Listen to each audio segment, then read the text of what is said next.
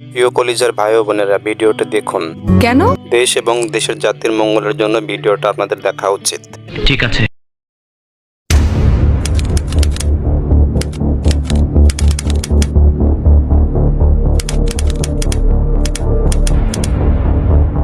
নারায়ণগঞ্জ আওয়ামী লীগ নেতা জি কে শামীমকে আটক করেছে র্যাব। নিকেতনে যেখানে যুবলীগের কেন্দ্রীয় নেতা জি কে শামীমকে একাধিক দেহরক্ষী সহ আটক করা হয়। চাঁদাবাজি ও টেন্ডারবাজির অভিযোগে যুবলীগ নেতা জি কে শামীমকে গ্রেফতার করেছে র্যাব। তার কার্যালয় থেকে বিদেশি মুদ্রা, আগ্নেয়াস্ত্র, মাদক, নগদ অর্থ 165 কোটি টাকার এফডিআর উদ্ধার করা হয়।